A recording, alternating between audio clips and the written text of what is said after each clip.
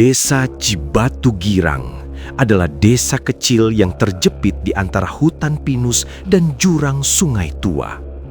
Siang hari tampak biasa, anak-anak bermain, ibu-ibu menjemur padi. Namun malamnya selalu terasa ganjil. Angin sering berhenti mendadak, suara binatang lenyap, dan aroma tanah basah bercampur anyir sering muncul tanpa hujan. Orang-orang tua menyebutnya sebagai napas kematian. Jangan pernah menyentuh tali pocong dari jenazah perawan.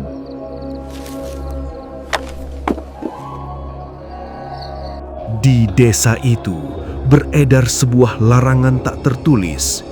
Jangan pernah menyentuh tali pocong dari jenazah perawan.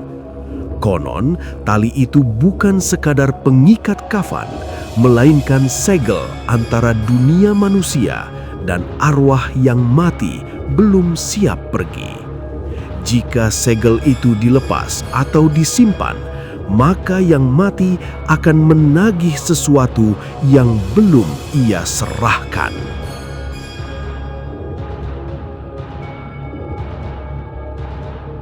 Jangan pergi ke sumur tua itu setelah maghrib.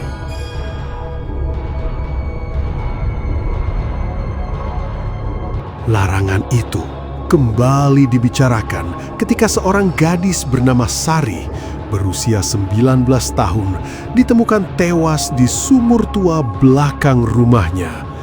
Tubuhnya utuh, tak ada luka, namun wajahnya membeku dengan ekspresi terkejut, seolah melihat sesuatu sebelum mati. Ia dikenal sebagai gadis pendiam, belum pernah pacaran, dan selalu pulang sebelum maghrib.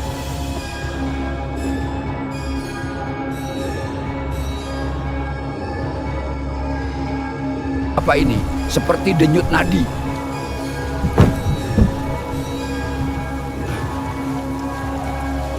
Pemakaman dilakukan tergesa-gesa menjelang malam.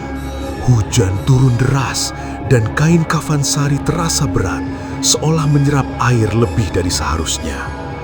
Saat memocong jenazah, salah satu tetua desa, Pak Wirya, merasakan getaran halus pada tali pocong, seperti denyut nadi. Namun, tak seorang pun berani bicara.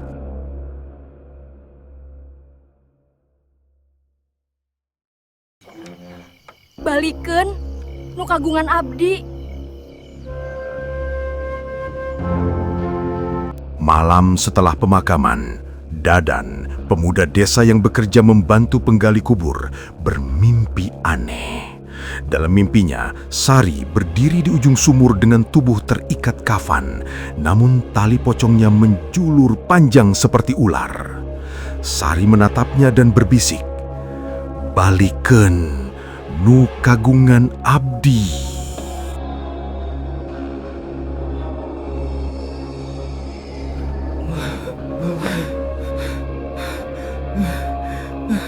Tali pocong siapa ini? Dadan terbangun dengan keringat dingin. Di bawah bantalnya terlipat rapi seutas tali pocong basah dan berbau tanah. Ia bersumpah tak pernah membawanya pulang. Namun benang putih itu mengencang perlahan, seakan bernafas, meninggalkan bekas merah di jemarinya.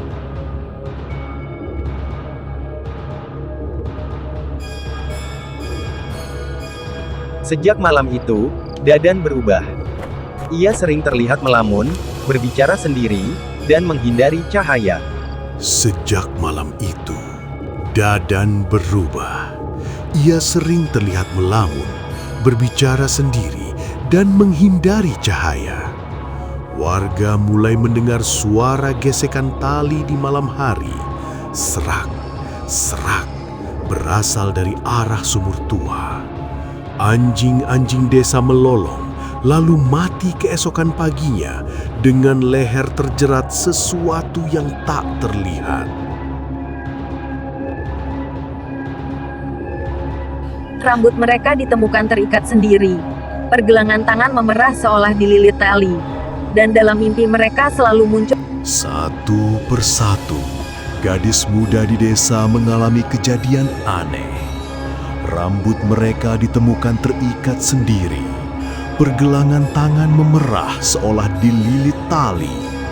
Dan dalam mimpi mereka, selalu muncul sosok perempuan berkafan dengan wajah pucat bersih. Bukan wajah busuk, tapi terlalu suci untuk yang sudah mati. Sari mati sebagai perawan bukan karena tak pernah disentuh, tapi karena hidupnya dirampas sejak lahir. Pak Wirya akhirnya mengakui dosa lama yang ia simpan puluhan tahun. Dahulu Sari adalah anak dari hubungan gelap yang ia kubur rapat-rapat. Ibunya dipaksa bunuh diri dan bayi perempuan itu diserahkan pada keluarga lain. Sari mati sebagai perawan bukan karena tak pernah disentuh, tapi karena hidupnya dirampas sejak lahir. Tolong, lepaskan aku.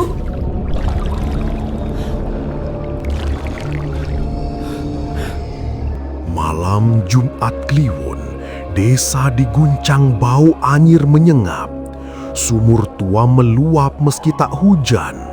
Dari dalamnya muncul tali-tali putih menjalar ke rumah-rumah warga, mencari leher, tangan, dan kaki, mencari ikatan pengganti. Dadan ditemukan tergantung di pohon asem. Tubuhnya terikat rapi seperti pocong, tanpa kafan.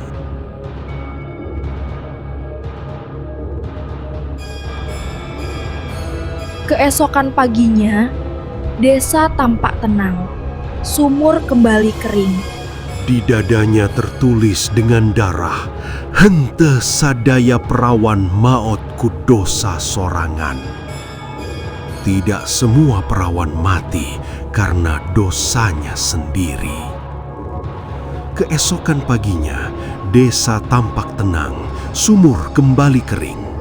Namun sejak itu, setiap ada gadis perawan meninggal di Cibatu Girang, tali pocongnya selalu hilang. Dan pada malam-malam tertentu, warga melihat sosok perempuan berkafan berjalan pelan di tepi hutan, membawa gulungan tali, menunggu siapa yang pantas diikat berikutnya.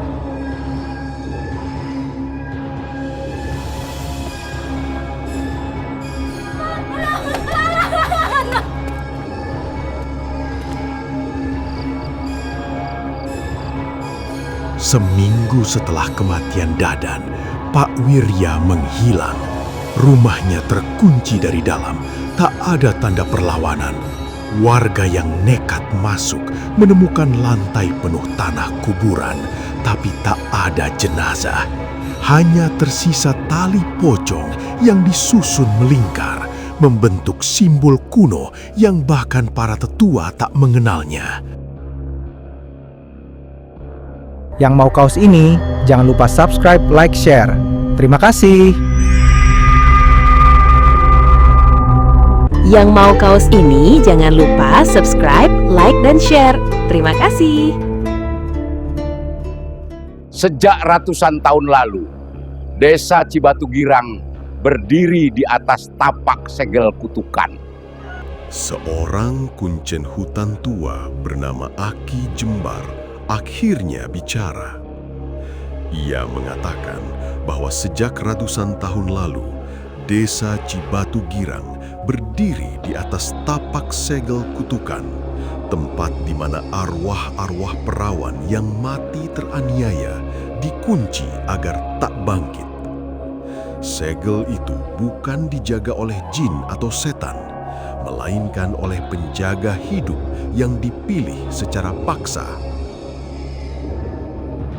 Jiwanya diikat untuk menjaga agar arwah-arwah terkutuk tak meluap. Penjaga itu disebut Pamali Kahiji, manusia yang tak sepenuhnya mati, tak sepenuhnya hidup. Ia harus mati di mata dunia agar bisa berjalan di antara dua alam. Tubuhnya dikafani, namanya dimakamkan, tapi jiwanya diikat untuk menjaga agar arwah-arwah terkutuk tak meluap.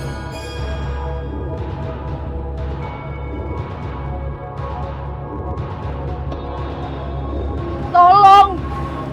Siapapun tolong aku! Tali ini mencekikku! Sari tidak pernah mati di sumur. Ia diseret ke sana oleh kekuatan lama saat segel mulai rapuh. Air sumur tak membunuhnya, melainkan mengikat jiwanya.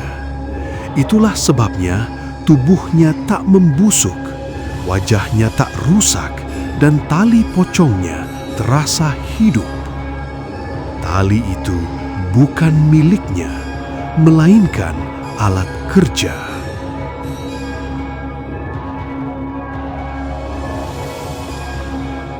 Seluruh teror yang terjadi bukan ulah arwah Sari, melainkan hukuman seleksi. Seluruh teror yang terjadi bukan ulah arwah Sari, melainkan hukuman seleksi. Tali-tali yang menjalar hanya membunuh mereka yang pernah menjadi bagian dari dosa lama desa, yang menutup mata, yang membungkam kebenaran, yang hidup tenang di atas penderitaan orang lain.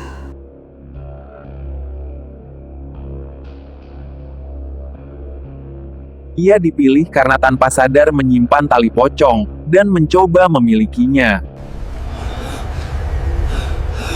Dadan mati bukan karena dicelakai.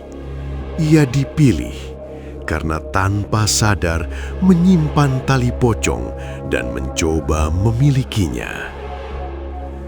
Dalam hukum lama, siapapun yang berniat menyimpan tali penjaga berarti siap menggantikan posisinya. Namun, Dadan gagal. Jiwanya tak cukup kuat dan tubuhnya dijadikan peringatan. Bukan wajah orang mati.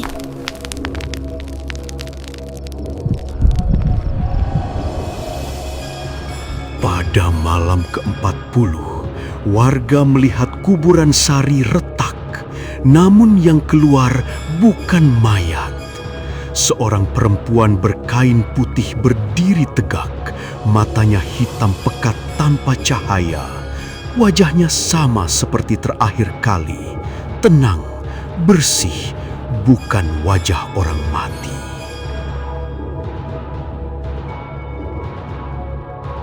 Abdi sanes arwah. Abdi penjaga. Ia berbicara tanpa suara, namun semua orang mendengarnya di kepala masing-masing. Abdi sanes arwah. Abdi penjaga. Sejak malam itu, tak pernah ada lagi teror terbuka. Desa terlihat damai. Tapi setiap ada ketidakadilan baru, pelecehan, penghilangan, kebohongan yang dikubur rapi, akan ada satu orang menghilang tanpa jejak. Tak ada jeritan, tak ada darah, hanya tali putih tersisa di tempat tidur mereka.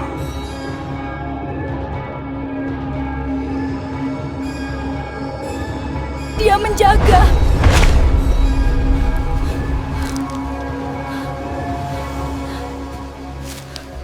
Orang-orang akhirnya mengerti kebenaran paling mengerikan.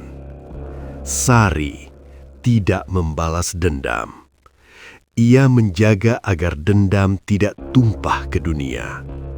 Dan kutukan itu tidak akan pernah berakhir. Karena selama manusia masih mampu berbuat kejam diam-diam, penjaga akan selalu dibutuhkan. Bersyukurlah, Karena jika ia melihatmu lama, berarti kau belum termasuk yang harus diikat. Di tepi hutan Cibatu Girang, jika kau melihat perempuan berkafan berdiri menatap desa, jangan berdoa, jangan lari. Bersyukurlah, karena jika ia melihatmu lama, berarti kau belum termasuk yang harus diikat.